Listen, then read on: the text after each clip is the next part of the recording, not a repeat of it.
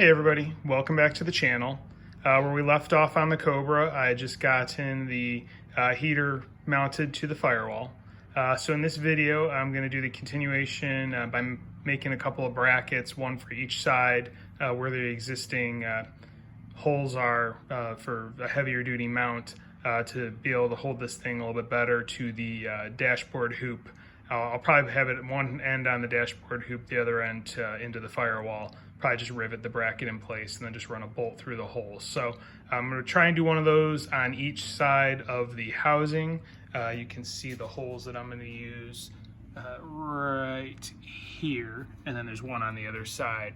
That side may be a little more difficult to access just based on the limited room, so I'll see what I can do. It'd be a lot easier with the body off, but that is not happening anytime soon. Another thing I got in the mail actually today, new connectors for fuel injectors.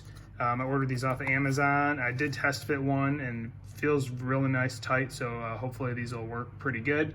As you can see, the existing ones got broken up with the intake when it was installed by the previous owner. Looks like they didn't have the fuel injectors oriented in the correct space, and the GT40 intake crushed the connectors. So that's no bueno.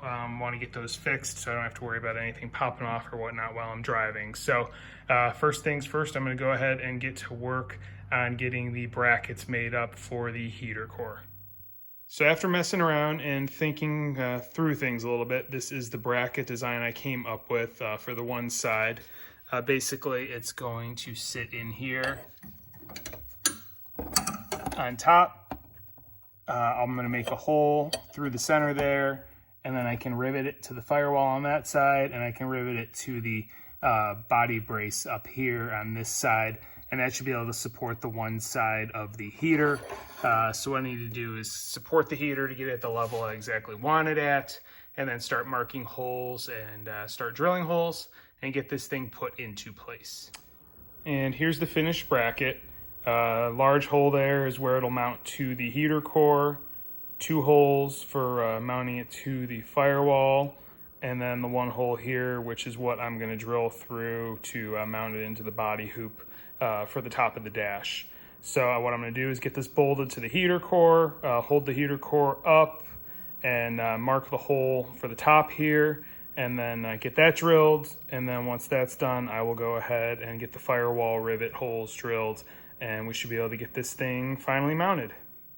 Mission accomplished. As you can see here, the bracket's in, everything's tightened down. I have 2 rivets going through the Firewall to hold it on that side. I have just one zip screw, self-tapping screw holding it to the back side of the hoop. So everything is behind where the dashboard will be. We got plenty of space here. It's good and solid, not going anywhere. So next thing I need to do is I'm going to make a brace on this side. I think for this one, what I'm going to do based on the limited space above it is probably try and do something that comes up from the bottom. Not 100% sure. I mean, I actually really don't even think I need something on this side because it is pretty solid just with that one mount into the Firewall. But I might see what I can come up with and see if there's a way to brace it a little bit better on this side. So here's what I came up with for the other side. Again, the hole in the center there is what's going to go on the heater core, and then it's going to rest on top, and then I've got it jocking down, and then it's going to go up and under the side brace here.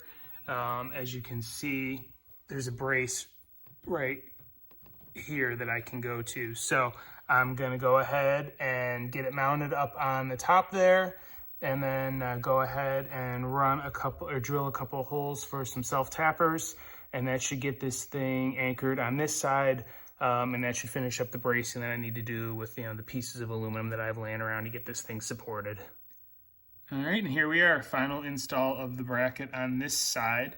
So I've got everything mounted pretty good. Both sides of the heater box are supported now, so I think we should be good to go as far as the heater goes.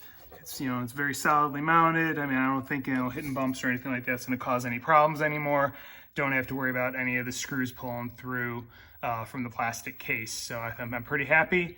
So I think we can move on to the next job as far as getting stuff done before the coolant goes back in the vehicle.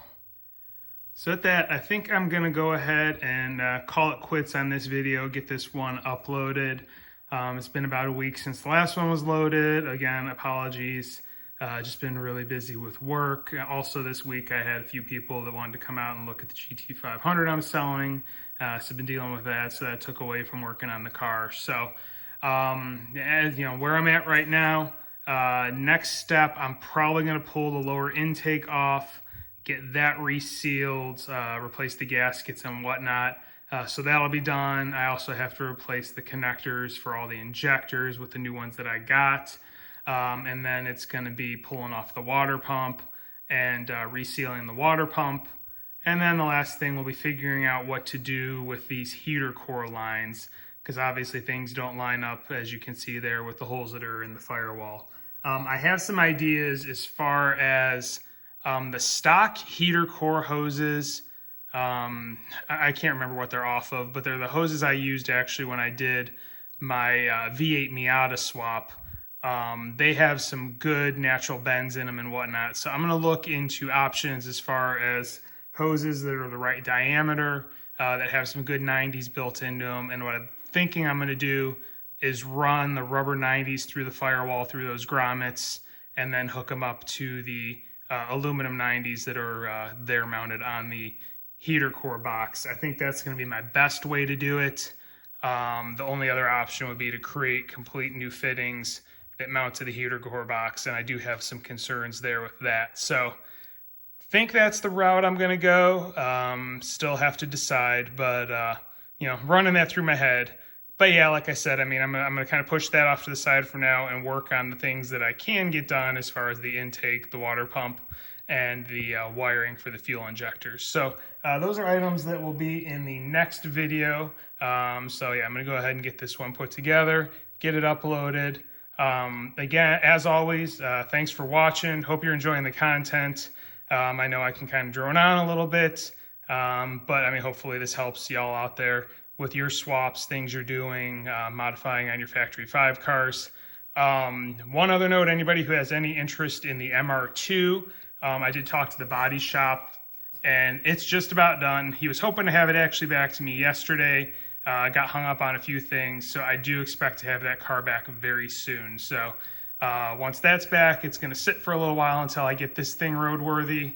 And then once the Cobra is roadworthy, the MR2 is going to be coming in this spot, going up in the air, and I will be starting the engine swap on the MR2. So that's all I got today. Again, thanks for watching. If you like what you see, please like and subscribe and hit the notification bell. There will be videos coming. I'm trying at least once a week.